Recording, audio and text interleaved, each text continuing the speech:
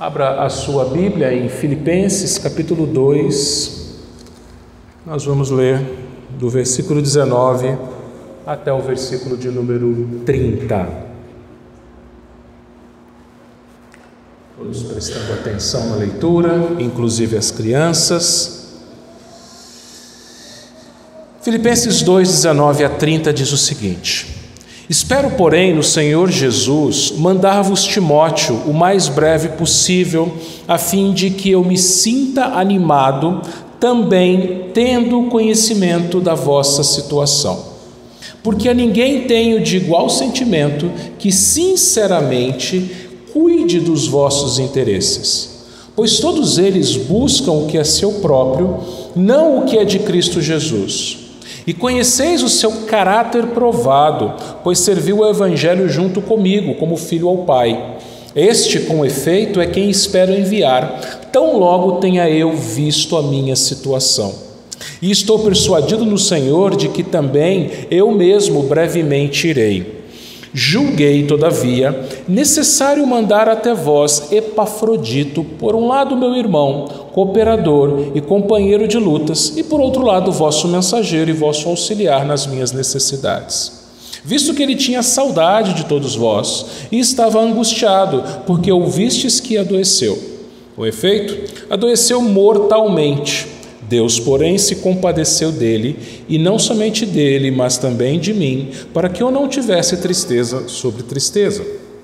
Por isso, tanto mais me apresso em mandá-lo, para que, vendo-o novamente, vos alegreis, e eu tenha menos tristeza. Recebei-o, pois, no Senhor, com toda a alegria, e honrai sempre a homens como esse, visto que, por causa da obra de Cristo, chegou a ele às portas da morte, e se dispôs a dar a própria vida para suprir a vossa carência de socorro para comigo.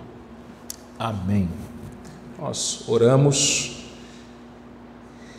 Agora, em 1995, foi lançado a animação de longa-metragem chamada Toy Story. As crianças devem conhecer e os adultos também, Toy Story. Toy Story que depois teve mais 3 sequências. E é interessante que esse longa-metragem, essa animação, esse desenho, ele tem várias músicas. E vocês se lembram qual que era a mais tocada, a principal das músicas do Toy Story? As crianças lembram? Diz mais ou menos assim: amigo, estou aqui. Amigo, estou aqui. Lembra? Fizeram até meme, com essa música. Mas ali, nessa animação, fala exatamente da amizade. Primeiro, da amizade do menino, o nome dele era Andy, que tinha vários brinquedos, mas tinha um brinquedo que ele amava mais, que era o cowboy. Qual era o nome do cowboy? Woody. E aquele Woody era o brinquedo preferido dele, era o amigo dele. Até que o Woody ganhou um companheiro. Qual era o companheiro? Era o Buzz Lightyear. Nada a ver com o Woody. O Woody, um boneco velho de pano, que tinha uma cordinha que puxava, ele falava: tem uma cobra na minha bota? Mas e o Buzz, ao infinito e além. Um boneco de plástico, brilhante, que usava pilhas, que piscava luzes. Mas é interessante que, na história, esses dois brinquedos tão diferentes, que tinham vida própria, eles se tornaram amigos, amigos inseparáveis em todos os filmes, tão diferentes, mas tão amigos que ficaram juntos até o fim. E, irmãos, o homem, ele foi criado para ter relacionamentos de amizade. Quando Deus criou todas as coisas, e ele foi criando, e a Bíblia diz o seguinte, que viu Deus que era bom, viu Deus que era bom. Quando ele criou o homem, ele olhou e falou assim: não é bom que o homem esteja só. O homem não foi criado para viver só. O homem não foi criado para ficar sozinho, desfrutando de várias bênçãos que Deus dá. Eu vi hoje numa rede social um famoso guitarrista, um famoso roqueiro, que tem milionário, que tem muito dinheiro, e ele disse: eu não tenho amigos, e eu prefiro não ter amigos, eu gasto o meu tempo e o meu dinheiro comigo mesmo. E algumas pessoas, elas pensam assim também. Se frustraram tanto com amizades que elas pensam, não preciso de amigos. Eu vivo a minha vida do meu jeito, sozinha. Mas não foi esse o propósito de Deus na criação. Deus criou uma mulher para que ali houvesse o primeiro relacionamento de amizade. Sim, marido e esposa devem ser amigos. Nós, às vezes, temos uma percepção errada do casamento, mas você e eu que somos casados, nossos melhores amigos nosso melhor amigo ou a nossa melhor amiga deveria ser o nosso cônjuge, porque assim Deus criou para que houvesse esse relacionamento de harmonia entre homem e mulher. E Jesus, na véspera da sua morte, no cenáculo, quinta-feira à noite, ele disse o seguinte em João 15, 12 a 14 aos seus discípulos, aos 11 discípulos: o meu mandamento é este, que vos ameis uns aos outros assim como eu vos amei. Ninguém tem maior amor do que este, de dar a alguém a própria vida em favor dos seus amigos. Vós sois meus amigos se fazeis o que eu vos mando. Então o que Jesus está falando aqui? Ele está falando que quem são os seus amigos? Quem Jesus chama de amigos? Aqueles que fazem aquilo que ele manda. E o que ele manda? O meu mandamento é este, que vos ameis uns aos outros. Então, os amigos de Jesus são aquelas pessoas que obedecem ao mandamento de Jesus. E qual o mandamento de Jesus? Você amar o seu próximo, você amar o seu irmão em Cristo. Então, para sermos de fato amigos de Jesus, nós devemos amar os nossos irmãos e ter uma relação harmoniosa, uma relação de amizade com eles. E o texto que a gente leu aqui em Filipenses é um texto que fala justamente sobre amizade. E Paulo, ele escreveu essas linhas que nós lemos no capítulo 2, no contexto em que ele está falando para uma igreja que era uma ótima igreja, uma igreja que ele tinha saudade, uma igreja que contribuía com o seu ministério, uma igreja que tinha uma boa teologia, mas era uma igreja que tinha um grave problema. E o grave problema da igreja de Filipos era a desunião. Eles não eram unidos, eles brigavam, cada um pensava no seu próprio interesse. E aí Paulo escreve essa carta e especialmente aqui no capítulo 2, ele vai falar para que eles vivessem em unidade, e o padrão, o modelo de unidade é Cristo Jesus.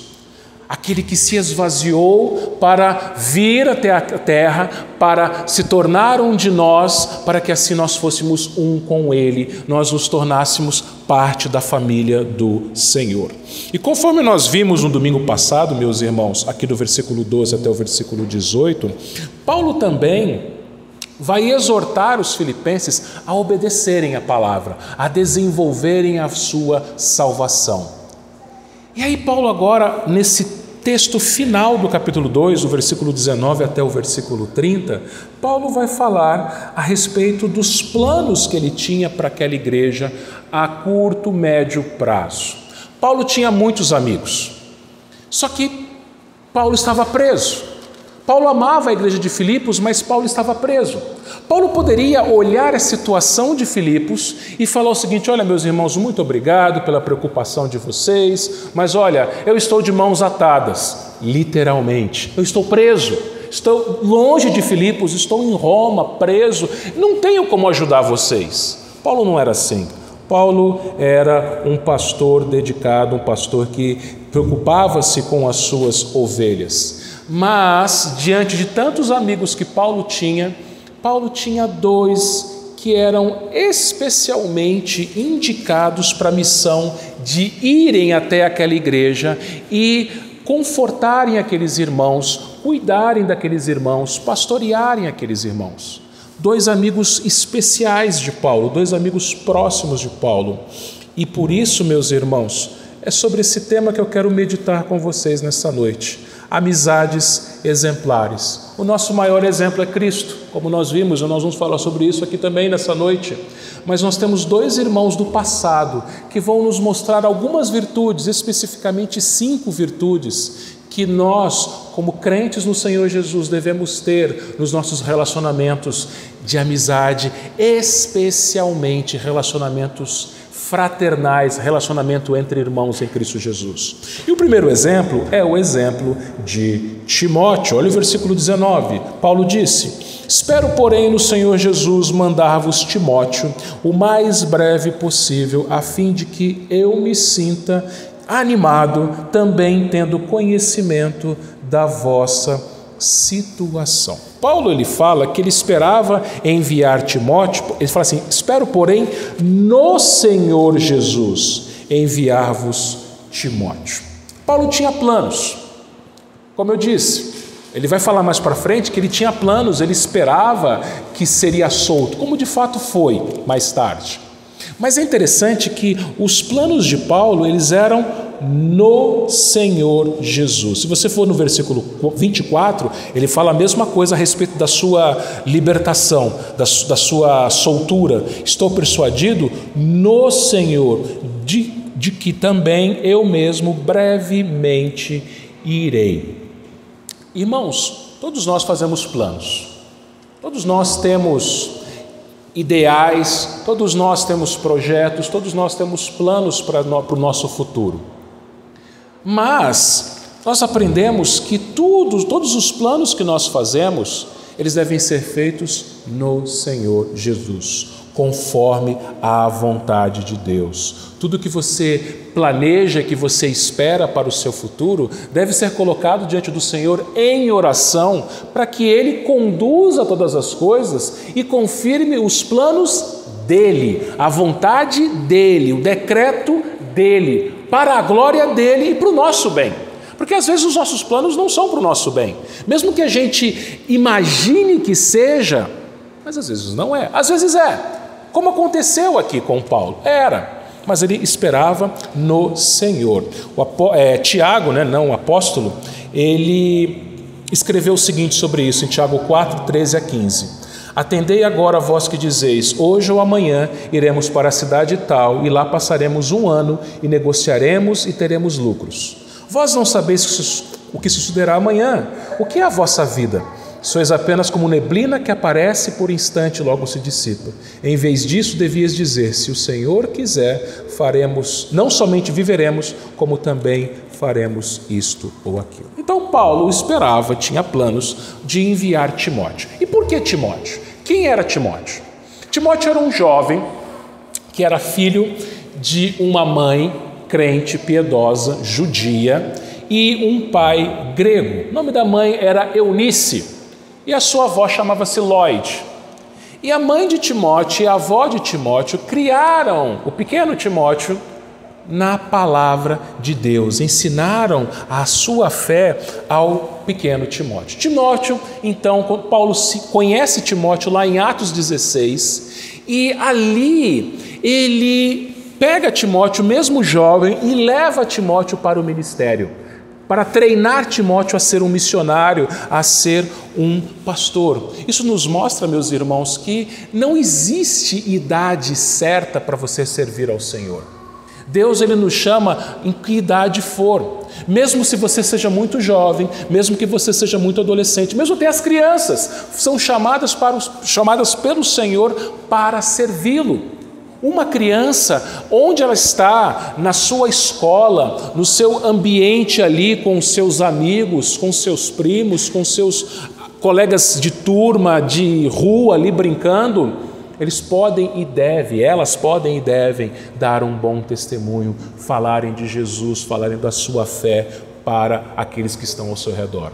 Era assim o Timóteo. E mesmo jovem, Paulo leva Timóteo para as suas viagens missionárias. E qual foi o primeiro lugar que Paulo levou Timóteo? Justamente Filipos, está lá em Atos 16. Então aquela igreja, a igreja dos filipenses, conhecia Timóteo. Quando Paulo começou a igreja em Filipos, plantou aquela igreja, Timóteo estava em sua companhia. Então era alguém que era conhecido deles, era alguém que eles já sabiam quem era. E quais eram as qualidades ou as virtudes de Timóteo? A primeira delas, meus irmãos, era a lealdade. Olha o versículo 20. porque a ninguém tenho de igual sentimento, que sinceramente cuide dos vossos interesses. Eu vou destacar a primeira parte do versículo 20, porque a ninguém tenho de igual sentimento. Vamos pensar uma coisa aqui. Timóteo era diferente de Paulo. Por quê? Primeiro, como eu já falei, Timóteo era bem mais jovem. Outra coisa, Timóteo não escreveu nenhum livro da Bíblia. Timóteo não foi um apóstolo inspirado. Paulo sim. Mas Timóteo colocou-se debaixo da autoridade de Paulo, em submissão à autoridade de Paulo, em obediência à autoridade de Paulo, para fazer aquilo que Paulo mandava ele fazer. Por isso que Paulo vê em Timóteo um amigo leal. Sim, Timóteo era subordinado a Paulo, mas mesmo entre subordinados e autoridade pode haver uma relação de amizade, como havia aqui. Por isso que Paulo fala assim, porque a ninguém tenho de igual sentimento. Essa palavra, essa expressão, igual sentimento, é uma palavra grega chamada isopsíkos. Olha o pessoal da psicologia, isopsíkos. O que significa? Uma só alma, a mesma alma. E essa palavra só ocorre uma vez no Novo Testamento. No Antigo Testamento, na Septuaginta, que é a tradução do Antigo Testamento para o grego, ela vai aparecer lá em Salmo 55:13, que foi traduzida como amigo íntimo.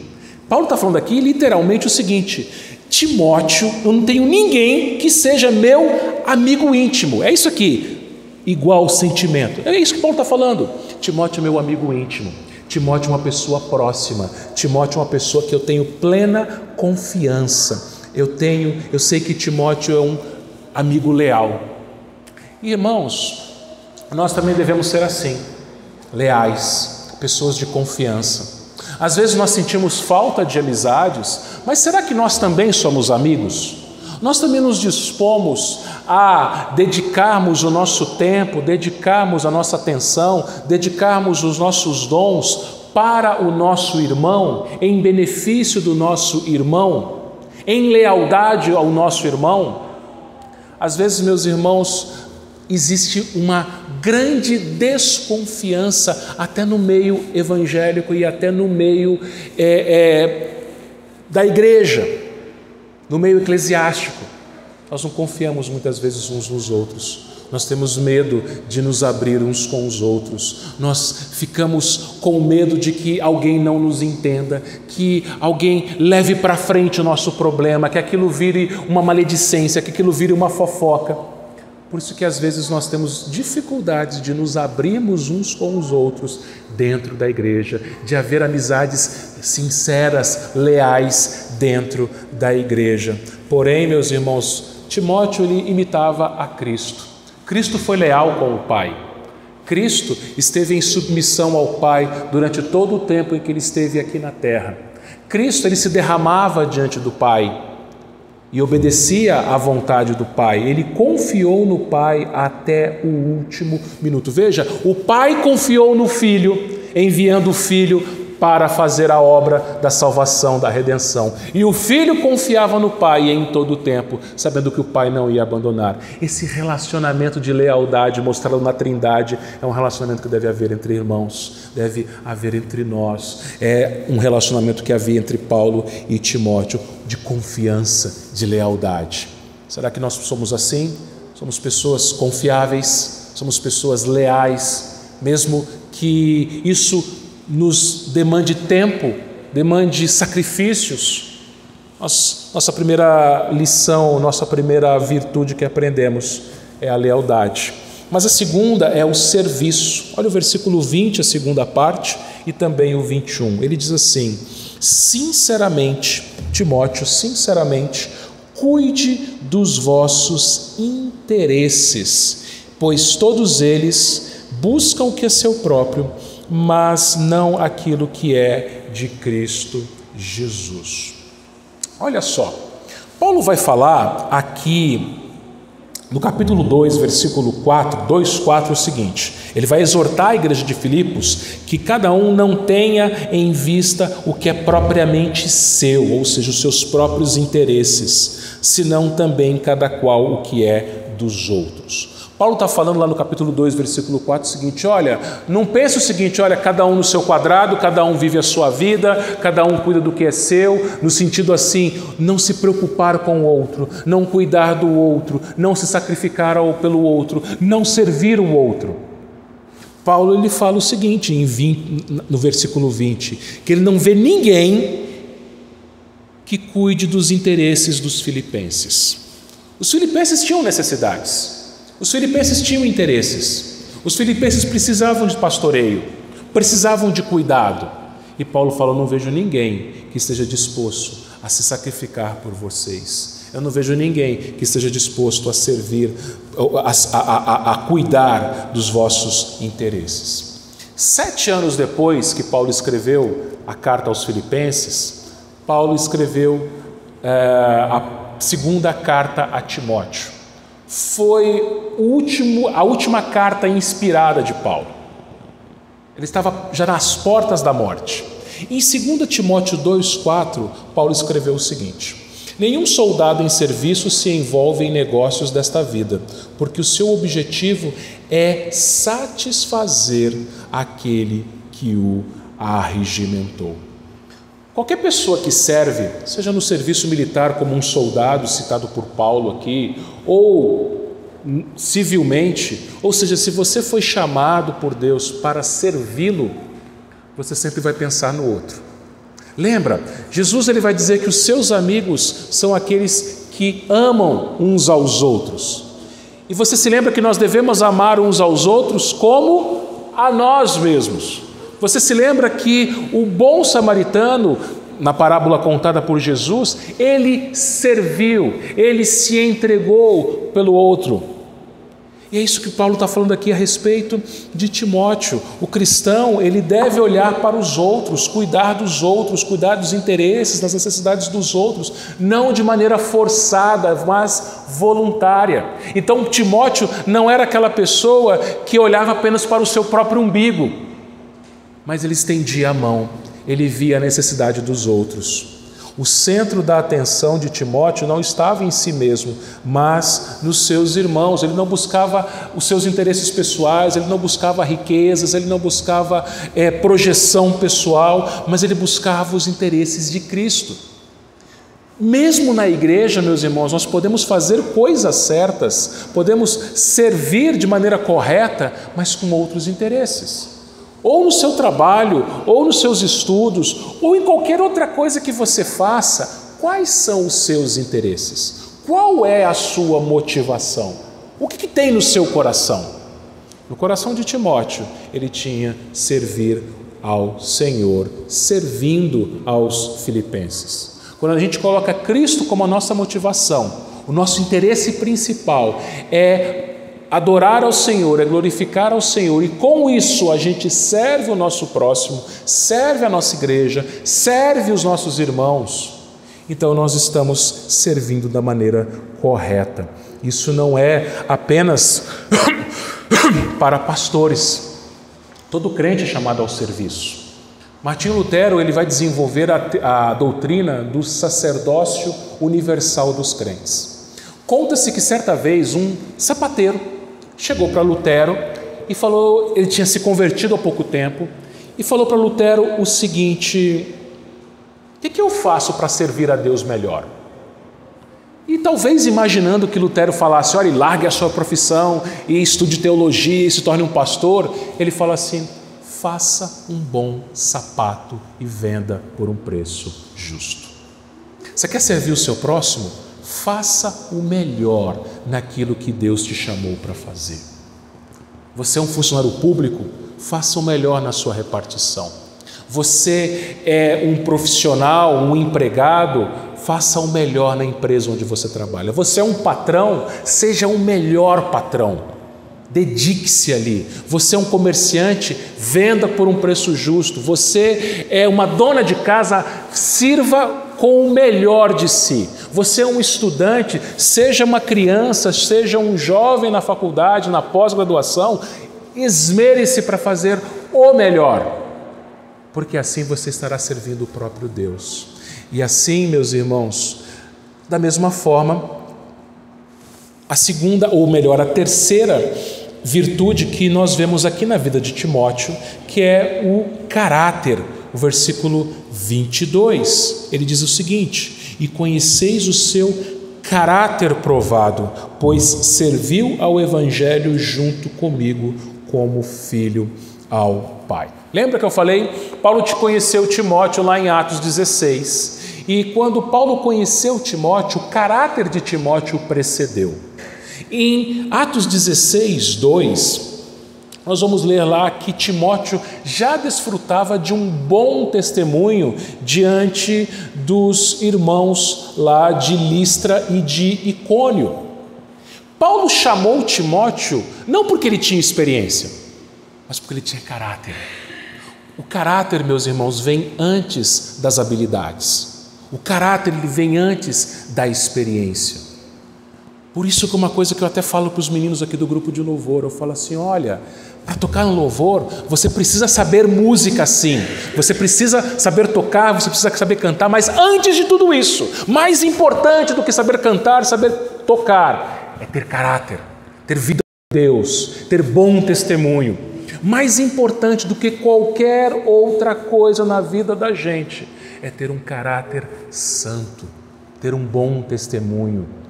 E como é maravilhoso quando a gente vai em algum lugar e ouve um bom testemunho de um irmão. E como é triste o contrário, né?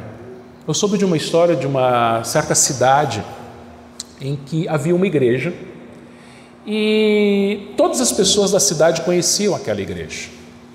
Só que a razão do conhecimento não era uma razão boa.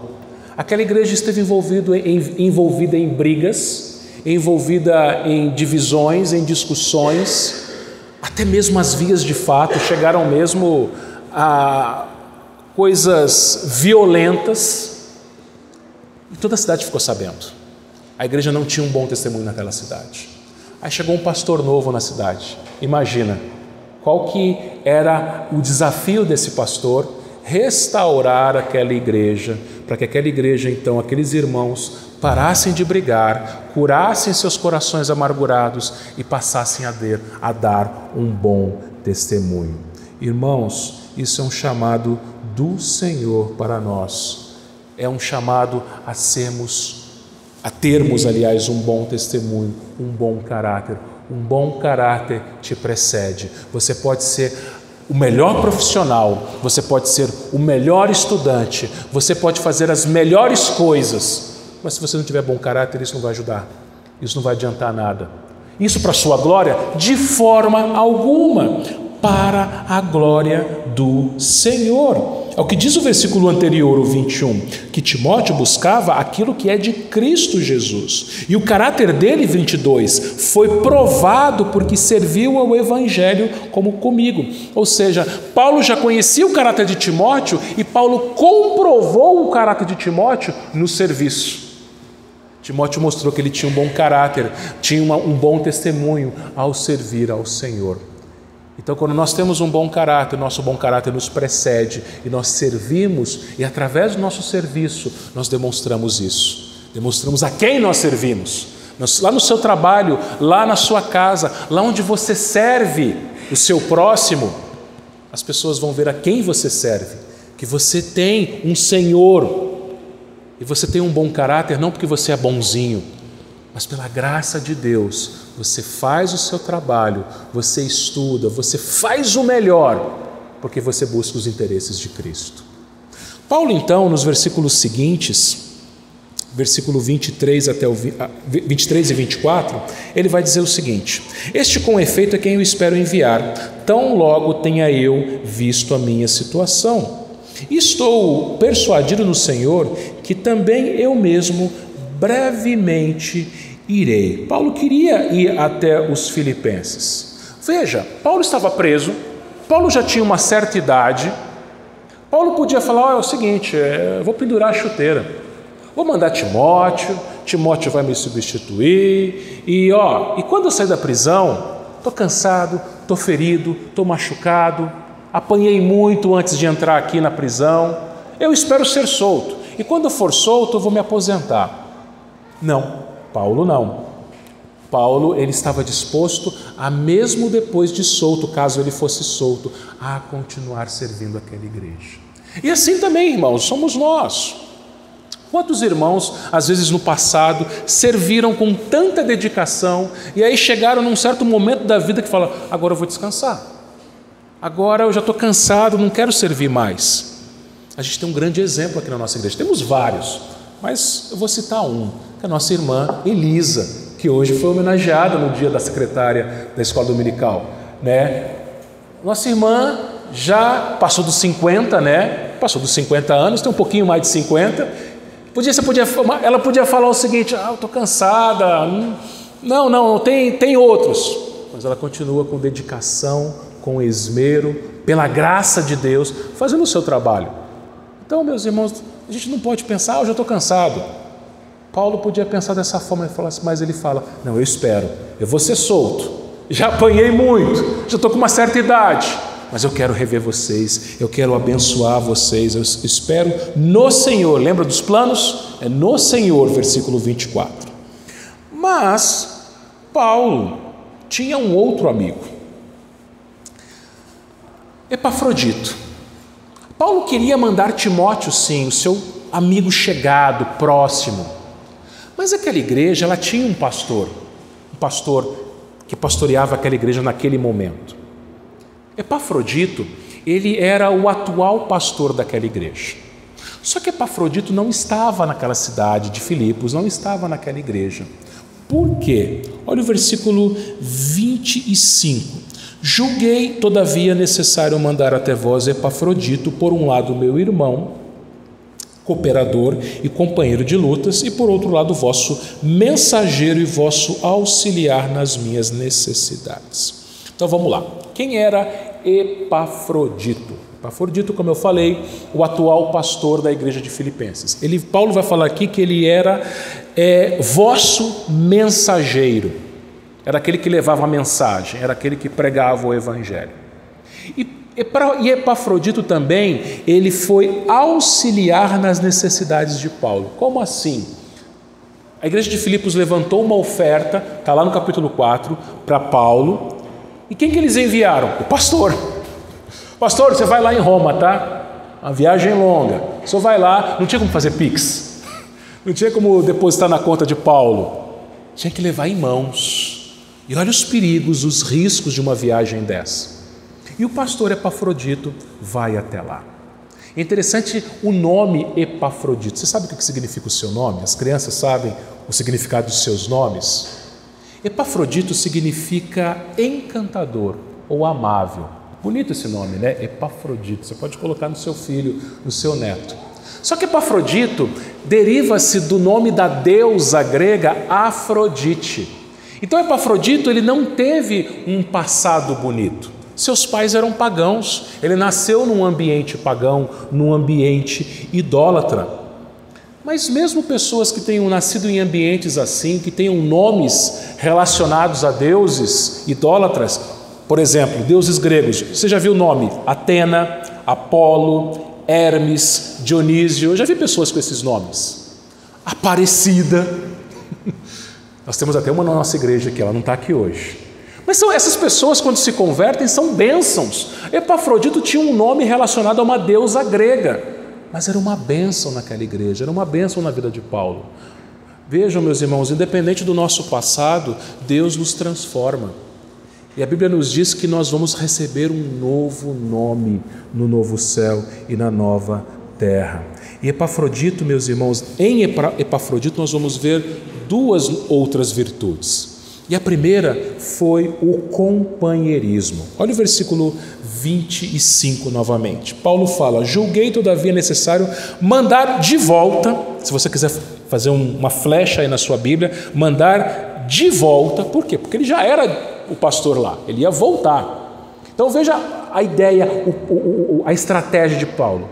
Ele ia mandar o pastor Epafrodito de volta, Só que o Epafrodito já tinha passado por algumas situações difíceis, conforme a gente vai ver daqui a pouco, e ele ia mandar um pastor auxiliar, que era Timóteo, para que aquela igreja que estava sem pastoreio naquele momento, Paulo preso, Epafrodito longe, eles estavam sem pastor. Então Paulo fala assim: eu vou mandar Epafrodito de volta, que é o pastor de vocês, e vou mandar Timóteo como auxiliar para cuidar de vocês. Julguei todavia necessário mandar de volta até vós Epafrodito, por um lado, meu irmão. Paulo chama Epafrodito de meu irmão. E é costume de algumas pessoas hoje em dia, alguns chamar o outro de meu brother, meu irmão. Esse aqui é meu brother, esse aqui é meu irmão. Principalmente em determinados lugares, né, em determinadas situações. Esse aqui é o meu brother, esse daqui é meu irmão. Você é um irmão para mim, Só que Paulo está falando de algo muito mais profundo. Paulo está falando de irmão na fé. Eles eram irmãos, filhos do mesmo Pai Celestial, salvos pelo mesmo irmão mais velho. Hebreus capítulo 2 vai dizer que Cristo, ele não se envergonha de nos chamar de irmãos. E irmãos, às vezes a gente fala na igreja, a gente se dirige uns aos outros como irmãos, ou meu irmão, ou minha irmã, mas será que a gente fala isso de coração? Será que a gente fala isso, a gente chama o outro de irmão ou a outra de irmã de coração? Amamos os nossos irmãos? Vocês crianças, você que tem seu irmão lá na sua casa, sua irmã, você ama seu irmãozinho, sua irmãzinha? Você se dedica, você cuida, você suporta, às vezes, irmãos às vezes se estranham, mas você suporta, e mesmo depois de um estranhamento, de uma discussão, você volta lá, abraça, se reúne e continua ali a vida amorosa entre irmãos. É isso que Paulo está falando aqui. Epafrodito era o seu companheiro, era seu irmão. Depois ele fala que Epafrodito era o seu cooperador. Ele não era apenas um companheiro de fé, mas também um companheiro de ministério. Epafrodito não era aquela pessoa que ficava sentado na igreja de braços cruzados, ou ele olhava para o ministério de Paulo e falava assim: Paulo, é o seguinte, Paulo, você está preso aqui, mas eu tenho uma igreja para cuidar. Paulo, está aqui o seu Pix, está aqui a sua oferta, tem que voltar correndo para Filipos, porque eu tenho que pastorear a minha igreja. Talvez ele fosse casado, a gente não sabe, talvez ele tivesse uma família, mas ele era um cooperador de Paulo, ombro a ombro ali com Paulo. Ele não cruzava os braços. E nós somos chamados da mesma forma, meus irmãos, e como é comum, nós vemos nas igrejas um grupo que é aquele que trabalha, são sempre os mesmos, aqueles que arregaçam as mangas, aqueles que trabalham, aqueles que servem, aqueles que, como dizem, apalpam toda a obra. E tem aqueles que sempre dão desculpas, que não podem fazer, que não podem ajudar, que não podem socorrer. A mesma coisa em casa, e agora eu me dirijo às crianças, aos adolescentes. Será que você coopera na sua casa? Criança, adolescente, larga o celular e vai arrumar o quarto.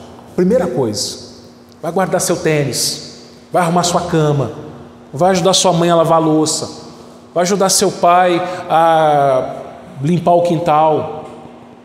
Criança não pode tratar pai e mãe como se fossem empregados. Assim como na igreja igualmente, a gente não vem para ser servido, mas para servir, para cooperar. Assim como Epafrodito era um cooperador de Paulo. E finalmente Paulo chama Epafrodito de um companheiro de lutas. Você sabe que eu já falei isso aqui, você sabe, a vida cristã, ela não é um parque de diversões. A vida cristã não é um resort, all inclusive, com tudo incluído. A vida cristã é uma trincheira. Muitas pessoas têm seus companheiros nas festas, nas alegrias indevidas. Eu tive o desprazer de morar, certa vez, de frente para um bar. E da janela da minha sala, eu via ali os companheiros de vício. Pessoas, às vezes, que chegavam num bar sem dinheiro, mas sempre tinha alguém para pagar. uma bebida alcoólica, era o companheiro ali do vício. Não é assim entre os cristãos. Nós somos companheiros de lutas, nós temos muitas lutas, nós lutamos contra o pecado, nós lutamos contra o nosso inimigo maior, Satanás, lutamos contra o mundo, lutamos contra o nosso coração, um tem que estar ao lado do outro. E é interessante o seguinte, quando Paulo usa essa frase companheiro de lutas, era uma expressão militar. Lembra que Filipos era uma cidade onde moravam muitos militares? Então eles se identificavam com isso daqui. E você sabe que nenhum soldado vai para a guerra sozinho. Crianças que estão aqui, você não vai ver nenhuma viatura da polícia com um policial sozinho. Crianças, prestem atenção quando você estiver na rua. Você não vai ver uma viatura, um carro de polícia com um policial sozinho. É no mínimo 2. Você não vai ver um carro de bombeiro com um bombeiro sozinho. São no mínimo 2. O crente não pode ficar sozinho. O crente não pode passar as suas lutas sozinho, as suas angústias sozinho. Nós precisamos uns dos outros, e a gente vai ter lutas na vida da gente, a gente vai ter que passar por tribulações, por aflições na vida da gente, e a gente precisa estar unido, especialmente em tempos tão duvidosos que o nosso país passa. A gente não sabe o que vem, o que vai acontecer. Mas a igreja precisa estar firme, estar unida, porque mesmo que venham aflições no futuro, mesmo que venham lutas no futuro, nós precisamos ser companheiros de luta, companheiros juntos, lutando lado a lado. E aí, Paulo então, ele vai falar a respeito do último ou da última virtude aprendida hoje, e justamente com Epafrodito, que foi o sacrifício. Olha o versículo 26. Visto que ele tinha saudade de todos vós, e estava angustiado porque ouvistes que adoeceu. Com efeito, adoeceu mortalmente. Deus, porém, se compadeceu dele, não somente dele, mas também de mim, para que eu não tivesse tristeza sobre tristeza. Por isso, tanto mais me apresso em mandá-lo, para que, vendo novamente, vos alegreis, e eu tenha menos tristeza. Recebei-o, pois, no Senhor com toda alegria, e honrai a homens como esse, visto que por causa da obra de Cristo chegou ele às portas da morte, e se dispôs a dar a própria vida para suprir a vossa carência de socorro para comigo. Lembra? Epafrodito precisou fazer uma viagem longa, perigosa, difícil, arriscando a sua própria vida para levar aquela oferta para Paulo. E Epafrodito, ali, quando ele chega em Roma, ele cai doente. Uma doença grave, nós não sabemos qual era. E ele quase morre. E quando ele fica sabendo que os irmãos lá em Filipos, as suas ovelhas lá em Filipos, estavam preocupadas com ele, aí ele adoece mais. Porque ele fala, não quero causar preocupação para a minha igreja. Meus irmãos, o ministério pastoral, ele traz alguns sofrimentos. Inclusive, nesse mês de setembro, tiveram algumas palestras justamente sobre isso na internet, às segundas-feiras. Uma palavra que tem se ouvido cada vez mais entre pastores é uma palavra inglesa chamada burnout. Burnout significa esgotamento.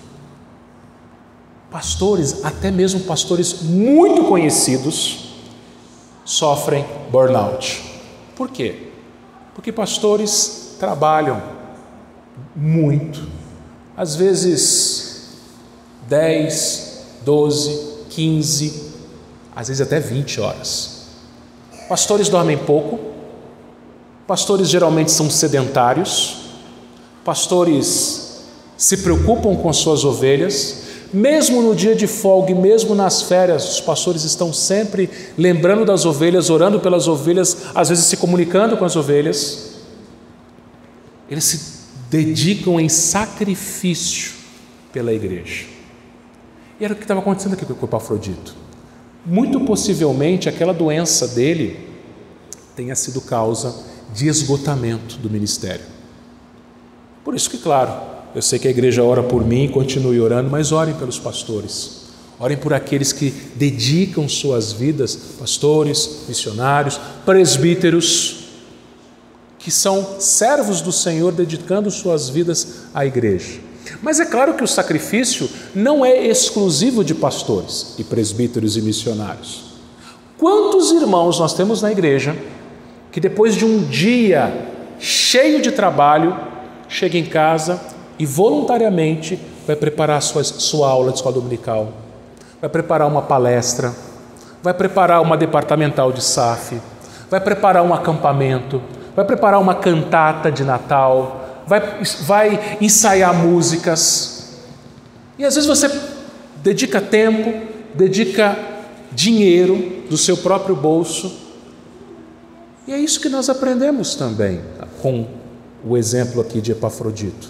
Na vida cristã, meus irmãos, é necessário sacrifício, é necessário disposição, é necessário nós dedicarmos-nos uns aos outros. E aí eu concluo com o seguinte pensamento, ou com o seguinte desafio.